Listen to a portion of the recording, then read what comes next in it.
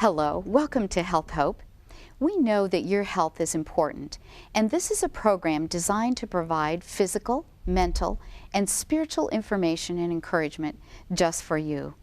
Through interviews with health professionals, stories of courage and insight through difficult circumstances, and presentations based on biblical truth, we will bring you the most up-to-date information and current trends on health and wellness. So thank you for joining us today. My name is Gail McKenzie, and I am your host. I have with me today a very special guest. Her name is Courtenay Rogers. Courtenay, welcome. Thank you. Glad to have you here. Thanks so much for having me. Courtenay has begun within just the last year a very special social enterprise company called Girls to the Moon. And she's going to share with us today about that company. But before that, let's just get to know Courtenay a little bit here. Tell me, where are you from? I am from everywhere. Oh. I'm a Navy brat, so I've lived all over the place. My family is from Williamson County, though, so my roots, I can say my roots are in Franklin, Tennessee. Okay, so your family has been here for a number of years then, huh? Going back a ways. Good, good. And now, and also just a little insight, you spell your name a little differently. Courtenay, when I looked at it, I was like, okay, how do I pronounce that? I wasn't quite sure. It's Courtenay spelled differently. I tell people it's said normally, spelled differently. Okay. It's spelled Courtenay, and I'm named after my dad's minister. Really? Yes, really? He's from Nashville. His name was Dr. Walter Courtenay. Oh, how and special. He had a great influence over my parents, and so they named me Courtenay, spelled Courtenay. Wow, very neat, very neat. So I understand, so you grew up all moving from place to place, even in Hawaii, did I hear you say that? I did, yes. Well, with my dad, we lived mostly in the continental United States, but I loved the military so much that I ended up joining the Navy myself. So you did? I did. I went to Ole Miss, and I did ROTC, and when I graduated, I was commissioned as a naval officer, and I got stationed in Pearl Harbor, Hawaii. Oh my. Yes, tough. So it was a tough life. Yes. Oh yeah, I'm sure it was. Yes, very difficult. Huh? And what was your job in the Navy, or what are some of the things that you did in the Navy then? Sure. I was a surface warfare officer. Oh, okay. So my job was the undersea warfare officer on a guided missile destroyer. Sounds pretty cool. It sounds very important. So I was in charge of all the sonar technicians and hunting submarines, doing mine warfare. Wow. And then I was also the public affairs officer, which is really where I got my interest in communications and really, connecting with people. Okay, so that kind of gave you a background and some real experience in that too. It did. Wow. So were you on ship then for long periods of time? I was, yeah. I actually was commissioned in May of 2000, and then 9/11 happened. So we very quickly, once I got to my ship, we were gone a lot.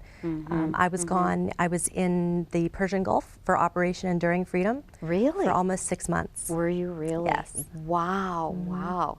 Is there anything that stands out as something that was an experience that you might want to share with us? I loved everything about being in the military. The people that I met at a very young age. If you think about it, I just graduated from college and had a lot of responsibility. So I think it was really just learning how to work with people, all types of people, and dealing with all different types of personalities. But it was really some of the best times in my life. Yes, that sounds really interesting, I have to tell you.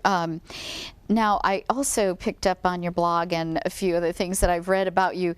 You use the word geek speak. Okay, I do. So tell us about that a little bit. What are you talking about, geek speak? I do. I know it's that language that a lot of times can be overwhelming for people who don't necessarily understand technology. Okay. And so I like to tell people that I speak geek, and so I'll translate that tech speak for my clients. Oh, okay. So perhaps you don't understand what a network IT system is, or what's the difference between a domain and a URL, and things that, if you weren't raised with technology, and I'm right on that cusp. Not a millennial, I had a little bit of time before the internet. I didn't have the internet when I was in high school. It really happened more in college. But I've just realized that it doesn't need to be intimidating. So I like to say I can speak geek between a developer and maybe someone with serious technical skills, and I can translate that for someone who's not necessarily as technically inclined. And I think that's so important. I have to tell you, my son is in IT. That's what he does. And so I'm texting, you know, what do I do now? What do I do this? Yes. But I'm trying to teach myself and learn because we live in a society Absolutely. that is geek speak. So It is. That's very good. Okay, so here now you've been in the Navy, you're out of the Navy, and here you've for several years, you have a couple of friends, and you've been talking about something. Tell us about that. Yes. So really what happened is I was in the Navy, and then I actually was married and had a little girl. And I like to tell people when she was she was about 18 months, I got happily divorced. It was really, it was a very positive thing in my life. And with that, I came back to Franklin, Tennessee. I see. And I knew I just needed to be close to family. My parents were here, my brother was here. Lots of support. Lots of support. You know, I wasn't planning on being a single mom, but I was. And I thought, okay, time to get close to home, get close to mom and dad. And I just started meeting just some incredible people. And I met this one person in particular who our lives and our worlds had overlapped in so many different ways. Her name is Knight Stivender, and she is from Mount Juliet. Okay. And she really knew my mom first. It's funny, when I moved back, Mom said, you have to meet this girl named Knight. And it turns out we had all these friends in common. And so we became very good friends. I have a little girl. She has a little girl who's 5 years older than my daughter, but they just had this connection. And something that Knight had always talked about was creating a camp for girls, just creating an environment for these girls to connect and to have conversations with each other that we are now having as adults. And Knight and I would have these conversations as moms, and we'd have these conversations with our girls. And it was interesting, her daughter Lily would have the older perspective, and my daughter Claire would have the younger perspective, but ultimately the message was the same. And so we talked about it for years, and then this fall, it was just a moment. She happened to be at my house, and we said, you know, we've talked about this long enough, let's do it. So you've been talking about helping young girls because it's very real to you. It's very real. Yes, it's my daily life with my daughter. Right. And issues that you see in the world around you. Absolutely. That you're dealing, and your daughter may be dealing with even in the future. Absolutely. And so you're sitting there talking about this, and now what do we do? So what we did, as the good geeks and marketers that we are, is we went to a domain search tool and started looking up URLs that would make sense for our mission. And so we knew we wanted the name girls in it, and you know, we came up with all these different ideas, and I think other people had maybe had similar ideas, because the domains were all taken. And Knight suddenly said girls to the moon. And we looked it up, and it wasn't taken, and so we bought the domain. That's right shocking. then. Really. I mean, you would think somebody would have come up with that before. Wow. Yeah, we were really excited. So we bought the domain.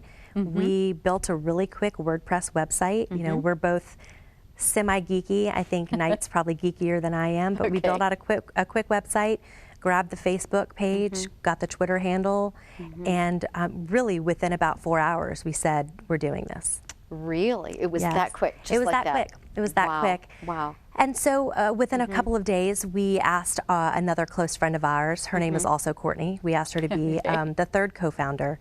And Courtenay does not have kids, and I think that's a nice balance for us. Okay, and why is that? I think sometimes we start thinking as mothers way too much. We have mom brain. We're constantly thinking of, you know, always from a kid's perspective, and then the perspective of us as mothers. And so I think it's a nice balance to have Courtenay in there, who can really approach things from a consumer perspective. We are a social enterprise company, and that I like to explain to people, we're a for-profit company. Okay. We are set up to make profit and to build a company.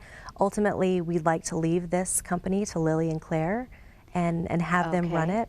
But we're giving back with the product. We're giving back with what we are creating for these girls. Okay. So maybe explain that. Can you explain a little bit more about that in contrast to, say, a nonprofit? Because I know that's all I've been involved with is nonprofit ministries. So, what would be the difference then? You're selling a product. How do you do that? How did you go about doing that? Was that on your website? How do you do that? Well, we like to think about our actual content is our product. Okay. So ultimately, our first go at this is an event next month in Nashville. Oh.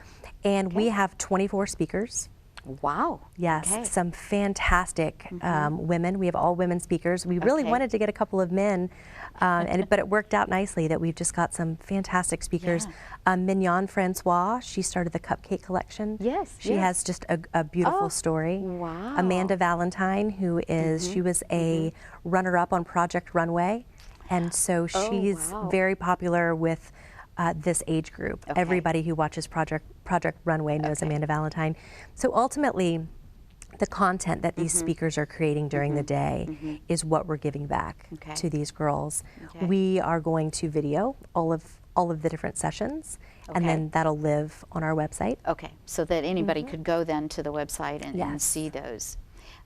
Anybody could get more information from the website and see those. You know, one of the things that I did not ask you was, what is the age group? What's your target group? I mean, I don't suppose you're starting at kindergarten, or what is your target age? Yeah, our target age group is 8 to 14, which is maybe, or may, you know, it could be ironic or not that that's my daughter's age and Knight's daughter's age. Yeah, maybe but ultimately, it's, they're old enough to have some pretty deep conversation, but we're trying to get them before they get too far into high school. Right. That we haven't lost them. Yeah, that you're able to talk to them about some real things that they may experience, you know, in their in school or outside of the classroom. We just think, wouldn't it be nice if someone had had these conversations with us? We're going to talk about how to deal with mean girls, which sadly is a really big problem. The bullying. whole bullying, yes, a and big then problem. cyberbullying.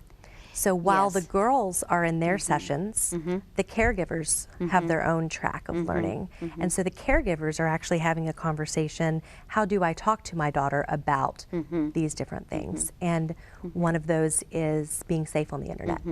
Now, you said, you used the word caregiver. There's a reason for that. Tell us why. Yes, so when we first started having these conversations, we kept saying moms and daughters. And then Courtenay, our co-founder, is the perfect example of someone who's not a mom, but is so moved by empowering young women. And she does this in her own company, in her day-to-day life, and she volunteers and mentors. And we thought, this isn't just about moms. This is about caregivers. It's about anyone who loves these girls and who wants to empower them. My brother is a single dad, and he's got a daughter. Okay. My cousin, who is actually the attorney for our company, is a fantastic dad. My father is a wonderful grandfather, and he would be their teachers who want to bring these girls. I see. I've got Girl Scout leaders who want to bring their troop. So it's not just parents, and it's not just moms, it's caregivers. So it could be girls' club or, you know, big sister kind of thing, or any kind of, any kind of mentoring that's going on by somebody. Absolutely. Teachers. We have a lot of teachers who are reaching out, counselors, which is wonderful. Yes. So they can get these girls excited about that and then bring them. Now, one of the things that I think is very interesting, this event that you have in September, you came up with a little bit of an unusual name. I like it. Thank so you. Tell us how you did that, or what that. Yes, so we're calling our inaugural event a Campference. And so a Campference, it's a blend between a camp and a conference. And I have to admit, we did not come up with that ourselves. Oh, okay. Going back to the social enterprise aspect, we took one of our friends out to lunch, and this friend, his name is Kyle, and he started a social enterprise company called Everly. And it's a local startup, and it's little packets. It's very similar to like a Crystal Light, but it's all natural. Oh. And and so ultimately, again, it's a product, but then they are giving back to the community with the proceeds, with a portion of their proceeds. And so we were trying to decide, do we go for profit or nonprofit? And so we wanted to take Kyle out to lunch, and we were explaining to him the concept, and we said, well, it's not a camp and it's not a conference, and he said, it's a Campference. And we said, oh my gosh, we're totally stealing that from you. And he said, sure, you can have it. You can have it. Yes. Oh, I love it. I think it's really great. Yes. I mean, it kind of says everything by putting those two words together. Right. Well, you figure an 8-year-old doesn't want to hang out at a conference, and it's not a camp because you're not just dropping your kids off. Okay, because you're coming with them and you are a part of it. Absolutely. And that's another important thing for our viewers to understand, that they're a part of this. Yes. If you bring a young girl, you're going to be involved in this with them. So, and I think that's great, because it's not like, oh, here, you go learn this. Absolutely. And so the adults themselves, the mentors, the caregivers, know what these young girls have experienced, and then they can help them once they come away. Absolutely. Because, you know, that's always the thing, I think, with you know, when you have a weekend thing. I do women's retreats and young women's retreats and whatever, and everything's so great that weekend, and then, you know, when the last day comes and you're going, oh, now everybody's got to go back to the real life. And so you've put in place a way that the caregiver then can go back with them and help them. Absolutely. It's about conversations, and it's about being able to start those conversations. So perhaps as a parent or a caregiver, you're nervous about, how do I talk to my daughter about this? And so we would like to give the caregivers the tools to start those conversations. And then I think it's really important for the girls to look around and say, oh, I'm not the only one who has this question. Lots of other girls are worried about the same thing, or are curious about the same thing, or they're inspired about the same thing. Right. So it's ultimately, you know, they're going to start feeling comfortable and hopefully ask more questions of their caregivers, of their mentors, of their teachers. Okay. So you are selling this product, and then you will give back to the communities in the area, you know, funds towards what kind of things? What are you looking at? Right now, we have a scholarship actually that has been excellent. We have a sponsor. It's sponsored right now, so we've bootstrapped this, and it's the three of us. We put in some of our own personal money, and we'd like to see that grow. So we did bring on a sponsor who was going to provide scholarships for the event. Ultimately, I think what we're going to see is a movement, and we are going to see, when you get this many girls and this many people who love them and support them, we're going to see some pretty amazing things happening. And now, also, you know, I want our viewers to understand that this is not just something that is tied to a church or a denomination, but that you have made a real point to reach out to young girls who may not be attached in that way to any kind of a church community. Absolutely. And that's why it is a company, as you say. You know. Yes. So we are all three in the marketing and the really the data and the analytics world. And so we put a lot of thought into this and who we wanted to target and how we wanted to go about doing that. And there's some great things that are similar to this already in the church space. Right. And so we wanted to provide an opportunity for anyone, and it doesn't matter what your beliefs are, that we are going to talk about relationships, and we're going to talk about health and wellness and creativity and innovation. And we have experts coming in to speak, and we've got pediatricians and counselors and PhDs. I mean, the list of women who are speaking, it's pretty phenomenal. But we decided to leave the religious aspect out of it because this is for anyone and everyone of all, any or no belief. Right. Now, is it more than one day, or is it a one-day conference? It's a one-day conference. We're starting with one day. Okay. Yes. And that date is? It's September 26th. September 26th. Yes, it's a Saturday, and it's a packed day. Okay. So the doors open at 9. We have sponsors and who will have booths and some great activities. Okay. We have a company called GoNoodle. They're actually a Nashville startup as well. Really? They're in the school systems. Ooh. And I heard, what are they going to be doing? They're great. So I heard about GoNoodle through my daughter. Last year she came home singing this silly song called Kitty High Five. And she'd say, "Mommy, give me a kitty high five." And I was like, "What are you talking about?" And she said it's from GoNoodle. And GoNoodle is really an interactive website for teachers. And you can let the kids, it's completely safe, completely secure. So it's educational. Goodness. And so here we are in a typical Nashville story, a Facebook story. I saw one of my friends posting about this great company that he had just written about in a magazine called GoNoodle. And I thought, okay, my daughter talks about GoNoodle. I didn't know they were a Nashville startup. So I reached out to them, and now they're one of our sponsors. Oh, amazing. Yeah, so they will open up the day with some just hands-on activities. They talk about, they take brain breaks, talk about meditation. It's very positive. It's a great, great website. It's a great company. Wow, very nice. Yes, and then we have some of the women from the Nashville Symphony who are coming to actually perform, and we ask them to do some great pop songs, but with their traditional instruments. Wow. Yes. The violin. Yes. And I think we have a violin, a harpist. Oh, a harpist. Yes, it's going to be great. So they're going to do that, and then they're going to tell a little bit of their background and their story. So ultimately, we want these girls to have fun and be engaged and be inspired by these women going, wow, that woman, that's just amazing. I want to do that. Yeah. And even some issues you're going to deal with, abuse, are you, some of those kind of things, or not? Probably not. Okay. Probably not.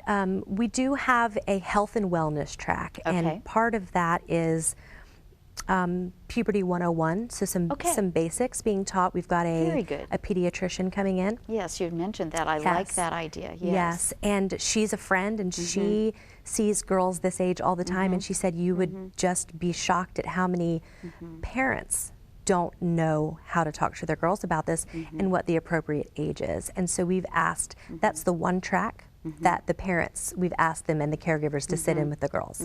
And that's for the younger crowd. We do get into loving yourself and self-esteem, using using your gifts. We are going to set up, it's at No-See College of Art in Nashville, and it's just a fantastic space. They have this really beautiful library, and we did decide we would make that kind of a quiet space. So if there were some girls that started needing to just have some alone time, or maybe go talk to their parents quietly, or maybe just talk to their new friend that they just met, we're going to set that up. Very good. So you'll have that available also. Yes. Very nice. Yes. Now, one of your goals, I understand, is not just that they come that weekend and get a lot of information, but you're hoping that they will go beyond that. Tell us a little bit about that they know that what they can do in the future. Absolutely. So people keep saying, why are you doing this? What is it about? Of course, the three of us overanalyze, overthink, and probably overwrite all of this. And what it really came down to was, we want to teach these girls to love themselves. Okay. To build that self-confidence that is so important for to establish the foundation for the rest of your life. Right. So love themselves, learn to be kind to other people, but specifically other girls. That's where this mean girl issue comes in. So I noticed, even as a 37-year-old woman, girls are competing with each other all the time. All the time. Women are competing with each other. Yes. Comparing and always and knocking down and being petty, and I see it in my industry. And so, okay, let's go back. Love yourself. When you start to love yourself, you stop judging other people.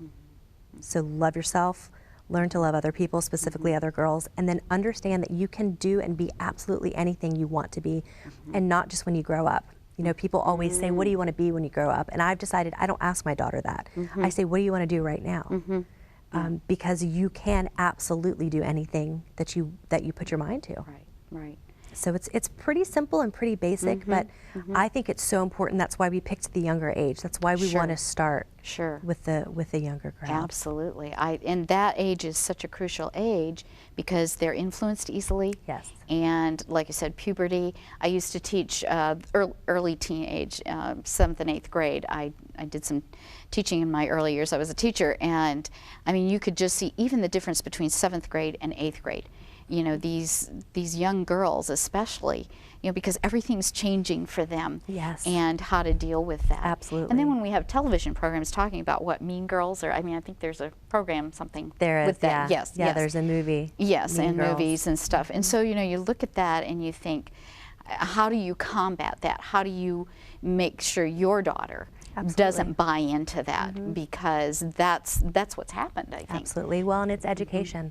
I think it's education, and it's the fact that they're craving this information. So let's give it to them, and let's give it to them scientifically. Let's give it to them from experts. Okay. You know, if we're not talking to our girls about that, they're going to learn that from someone else. Yes. And I'd Yes. rather them not learn that from their friend's older brother or older sister. Yes. Just throughout this past 6 months, I've been talking a lot with my daughter and with Knight's daughter, who's 14. So she's definitely, you know, she just started her freshman year of high school. And the questions that they're asking, I also have a 12-year-old niece, my brother's daughter. They ask wonderful questions, and I give them very straight answers. And it was so easy and simple to do that. And it was just, I could actually see these girls almost stress, you know, lift from them going, okay, that's not a weird question. I'm allowed to ask these questions. And, oh, that answer isn't as scary as I thought it would be. Yes, yeah. And that always, education always takes away fear. And you know, societal changes we know have, I mean, exponentially grown because, you know, we've gotten, you know, back in my day, long time ago, you know, parents didn't even really talk about anything. We got a video at school about things, you know, that were going to maybe happen to you, and, you know, you had to sit there and watch that, and you're like, oh, I didn't know all that, you know, and so, and you have no context, you have nobody that's personal that's really talking to you about that. So, you know, I think this is such an important thing, because there are places where they can go and get misinformation so easily and be influenced in the wrong way. So I just commend you. I think this is just such a wonderful thing. So let's ask one last question. Maybe what are the plans, the master plan for the future? I love master plans for the future. So I've put it in the universe, and I'm pretty good about when I put it in the universe, it means I've got to do something to make it happen. So ultimately, we're going to start with this first event, and we're going to measure it, analyze it, figure out what worked, what didn't work, put some dollars behind it, specifically measuring the dollars. We had a lot of sponsors this year, which has just been fantastic. Wonderful. But we want to go back and see, okay, what would it cost if we had to actually pay for an event like this? And then we are going to ask for help. This is what we do. We've got amazing contacts and friends. We want help building out our business plan. Knight has actually put together a great business plan for us, but none of us are truly experts there. So we're going to ask for help, possibly build up a board of directors, maybe ask for some capital, some funding. And in 3 years, I'd like to see this across the Southeast. And it's what I want to be doing for my full-time job. And in 5 years, I'd like to see it across the country. I can hardly wait to have you come back, because I want to talk to you again after you have had your first conference, and that we find out, you know, what happened. We'll hear stories about changed lives. So Courtney, now I know our viewers are going to want to know where they can learn more. Absolutely. They can learn more at girlstothemoon.com. It's our website. Great.